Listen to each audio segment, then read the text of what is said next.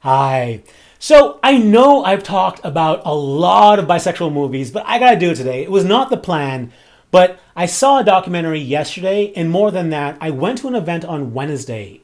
And I have to talk about those two things together because it's playing on my mind, and I thought it was something that needs to be shared with you. And I'll do that as soon as I mention this. Today's video is brought to you by my latest book. It's not an MMF bisexual romance. It is actually a nonfiction book called How to Win the Love Game. And I'll talk more about that at the end of the video.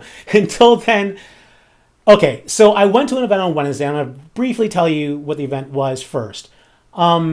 You know how bars and clubs can sometimes have theme nights, like Thursday night is ladies' night, and some bars might have like a gay night? Well, I've never seen this before, but on Wednesday, this very cool bar in Los Angeles had a bisexual night. And it was mind-boggling for me. Anyway, but I'm going to talk more about that later, but I'm going to talk about it in reference to the documentary I saw yesterday. The documentary I saw is called Scotty and the Secret Life of Hollywood. It's based on Scotty Bauer's tell-all book called Full Service.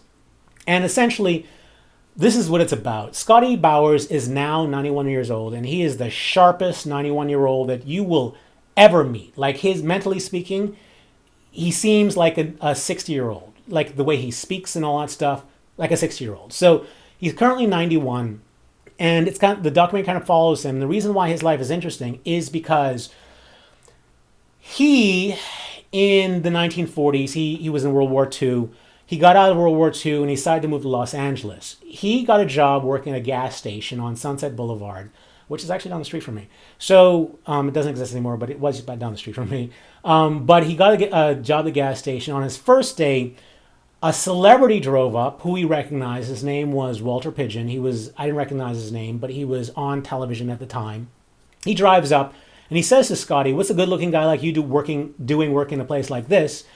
One thing very quickly led to another, and Scotty gave him the gas and then hopped in his car and drove back to his house with him, in which case they swam naked in Walter Pidgeon's pool, and then Scotty charged him $20 to have sex with him.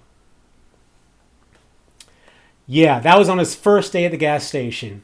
Very quickly, Walter Pidgeon then tells another homosexual person that he knew, who was the most famous, I think it was a set dresser for MGM. And then this guy goes and uses Scotty's services for $20.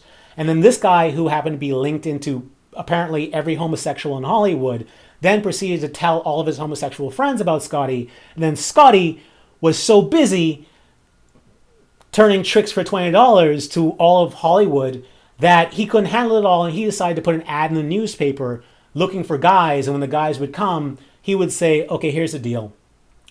If you want to make $20, I have friends that would like to suck your penis for $20. You could pretend like it's your girlfriend. You can do whatever you want. But yeah, for $20, you can do that. I won't take any money from you. It's all you. You'll make the $20. But I have these friends. I can't service them all. Would you like these jobs?" And these guys would then do it.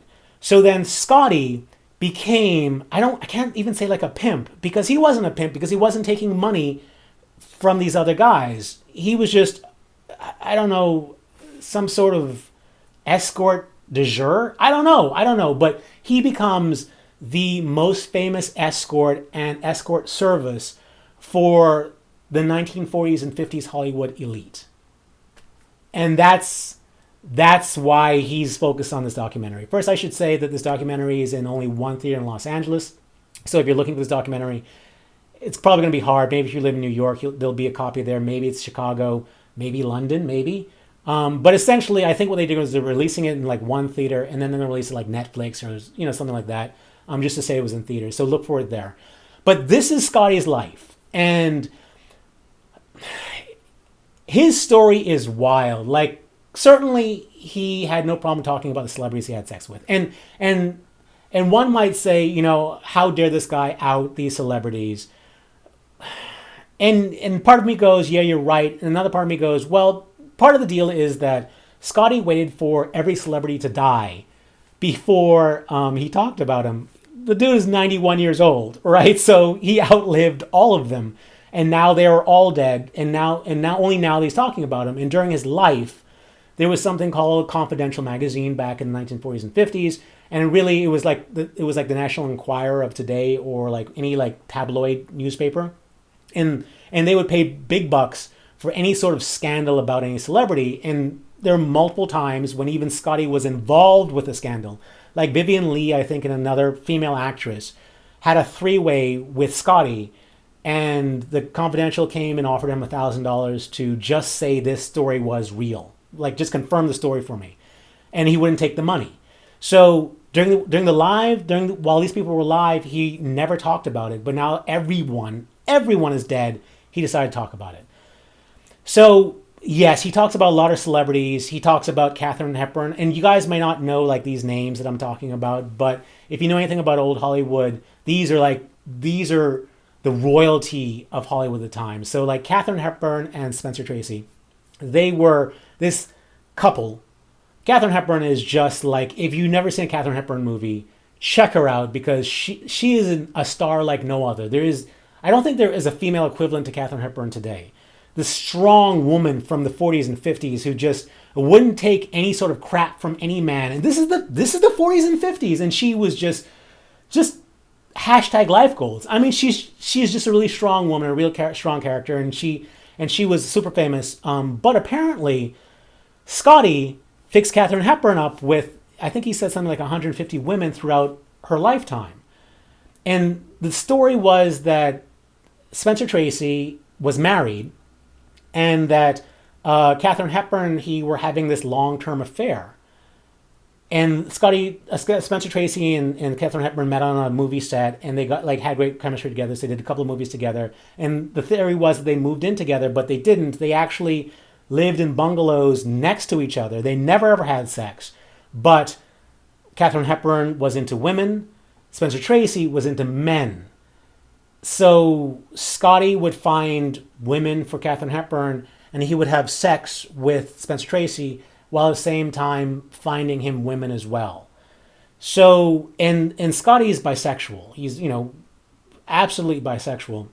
So he would go through and he talked about how Cary Grant, if you don't know who Cary Grant is, oh man, type in Cary Grant and Alfred Hitchcock, because the best Alfred Hitchcock movies have Cary Grant in it. He is sort of like a George Clooney sort of Tom Hanks type. He is my favorite old time movie star. But apparently, Cary Grant was his major relationships were all homosexual. And Scotty not only had sex with him, Randolph Scott is this other famous actor, and Cary Grant and Randolph Scott were roommates back in the day, but of course they were lovers, and Scotty had sex with each of them individually. Scotty had threesomes with them. Scotty brought in other men, and just like all these things. And Cole Porter apparently is this famous musician with songs you obviously would know, because no matter your age, you've heard him on commercials, you've seen him you've heard him in movies. Cole Porter was insatiable in terms of the amount of men he would go through in a night, and all these things. Like Scotty in the documentary talks about all these things. So for that point, it's interesting. But more than that, I think what's really super interesting is the perspective of what it was like in the 1940s and 50s to be homosexual, or to have homosexual attractions. Because clearly, he didn't just service men.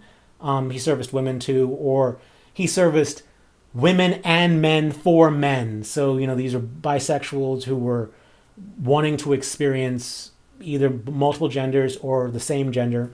So what it was like to be bisexual or homosexual back in the 1940s and 50s. And it's just fascinating in that regard, because, there was like a gay bar, and the police would come in and they would either take people out and beat them up. And this is in Hollywood, one of the most liberal places in the world. They would take them out and beat them up, or they would take them out and put them in jail, or, put their names in the newspaper and stuff like that, which is why the Hollywood system was created, in part to protect these people. Because, if you are a person who has, a same-sex attraction, the only place you can find is by going to these clubs. And if a club's raided and you get arrested, then the Hollywood system has to come and kind of rescue you, make sure your name doesn't happen in the paper, pay everyone off to make sure that doesn't happen, and all of this stuff. it was just so different back then. And it's great to kind of see the perspective from back then and then compare it to my life in Hollywood today. So I live in Los Angeles, like the same place that all these sort of things were happening in the 40s and 50s. And then my life is so different. So I said on Wednesday, I went to this bisexual theme night at this bar called Tramp Stamp Granny's. It's like this piano bar, this new piano bar, which I think is owned by Darren Criss. And if you don't, Darren Criss is an actor from Glee. And he owns this bar, and it's actually on the strip I always hang out at. And that last Wednesday night, they had this bi theme night, and it was actually like there was a number of people there, and a lot of beautiful bisexuals there. And I'm sitting there with another of my bisexual friends who I took with me, and I'm looking around, and over there is Zelda Williams. Zelda Williams is a filmmaker. Like, she did one of the voice characters for, I think it's Korra, The Legend of Korra, the Airbender series animated show. Like, she did one of the voices for that.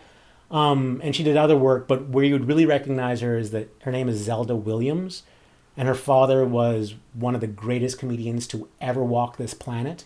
So Zelda Williams is over there, like, walking around. She was actually the person who organized the night. So she's walking around, and over there is the person who created the Still Bisexual campaign. And then over there is the guy who is creating that bisexual show for HBO about a black bisexual finding love in Los Angeles.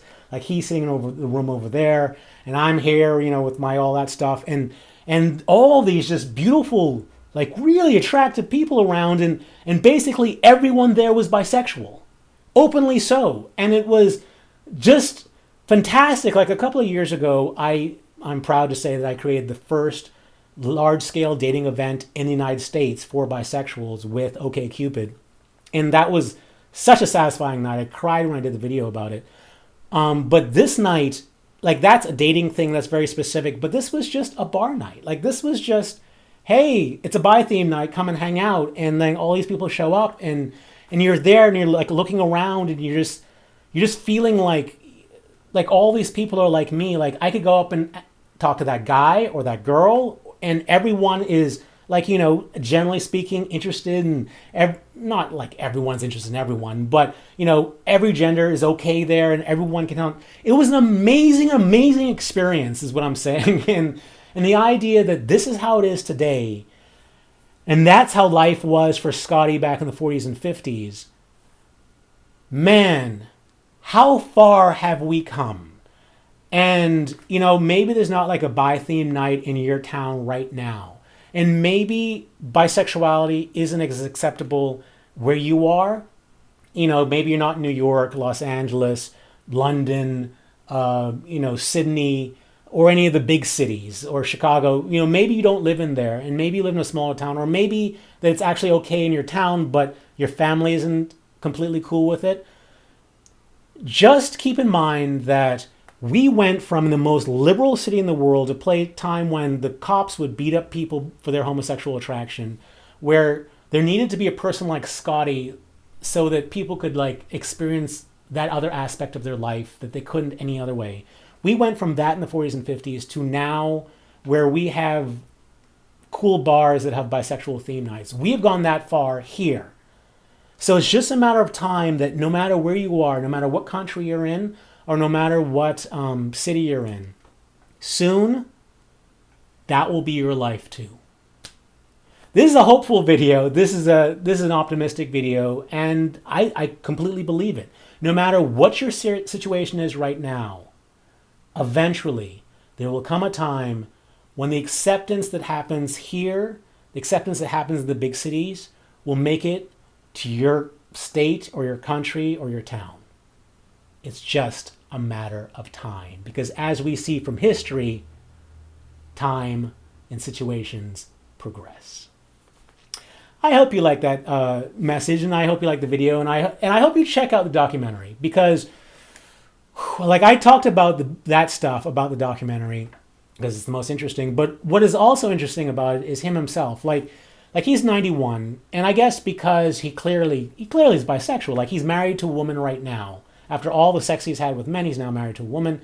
And there are interesting things that goes on just in terms of him, because his wife says to him in the documentary, and I think she looks like she's in like her 70s or 80s, and the wife says to him that she wishes that he would have told her about his other life beforehand, because it might have made a difference, and she might not have chose to be with him if she would have known. Right? That's heartbreaking. Now, in another part in the documentary, she said that her friends asked her, why doesn't she just leave him? And she says, I can't, because I love him. So I think that the juxtapositions of everything in this documentary is just so fascinating. The woman who loves him, but at the same time said that if she knew about his life, him as a bisexual, his escort and bisexual life, that she would have been with him. And in the documentary, she says how she is kind of not repulsed, that's too strong of a word, but she is really turned off by the thought of two men together. And yet her husband has been with probably 1,000 men or something, like just massive amounts of men. And this exists, like these two things exist at the same time. And that's fascinating. And the fact that he worked with Alfred Kinsey, if you know what the Kinsey scale is, like I'm, between 0 and 7 on the Kinsey scale, Scotty worked with Alfred Kinsey. In fact, he was kind of instrumental to his research, because Scotty he met Alfred Kinsey and then introduced Alfred Kinsey to a whole bunch of homosexuals in Los Angeles, and I guess in other places in the country. And that helped Alfred Kinsey do his very, very famous report.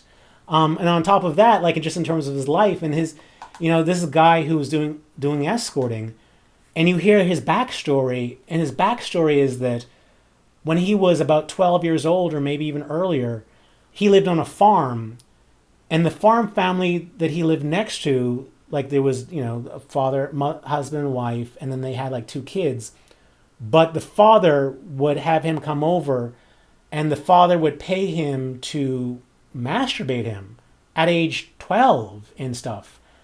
And then after they Scotty's family moved from this farming town to Chicago, on the very first day, they lived across the street from a church. So the priest comes across as they're moving their stuff out of the car into the house.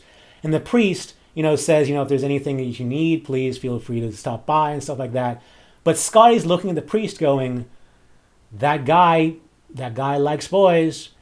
And then proceeds to have sex and stuff with the priest across the way, and the priest would pay him out of the collection pot.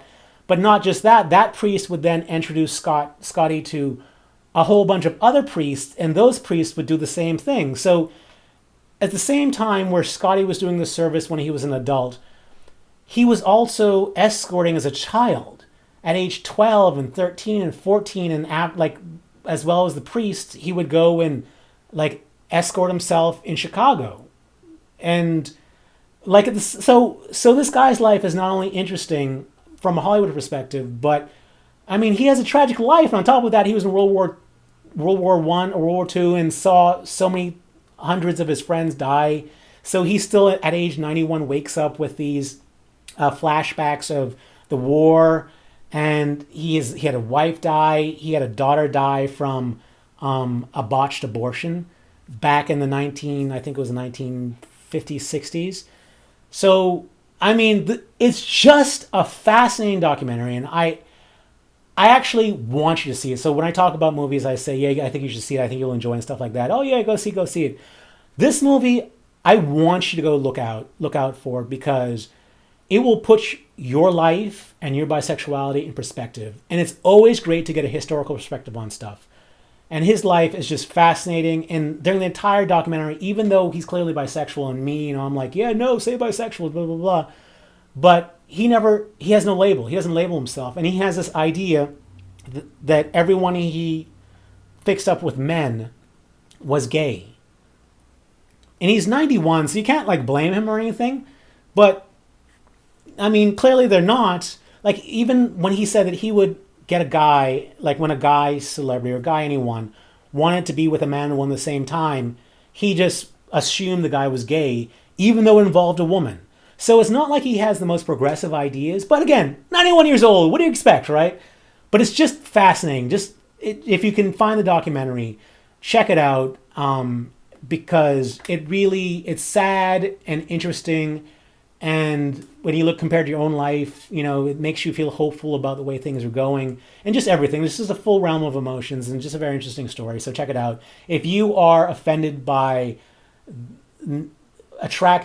seeing the penises of attractive men, you should probably not watch this documentary, because there are a lot of pictures in this documentary that are full vision.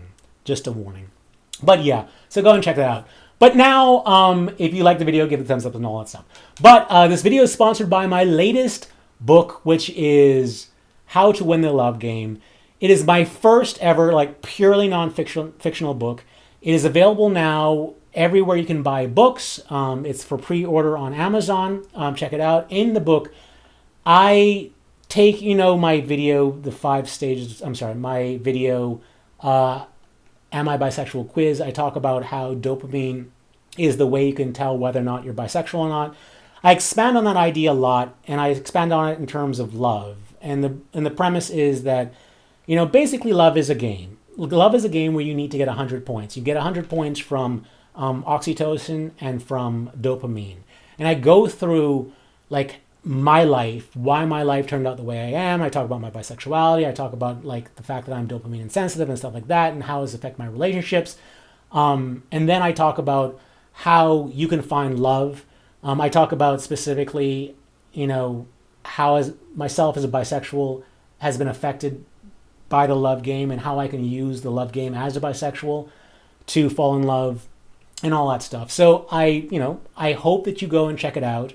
I put a lot of work into it, put a lot of thought into it, and I think as a bisexual, I think you will get something from it if you do check it out.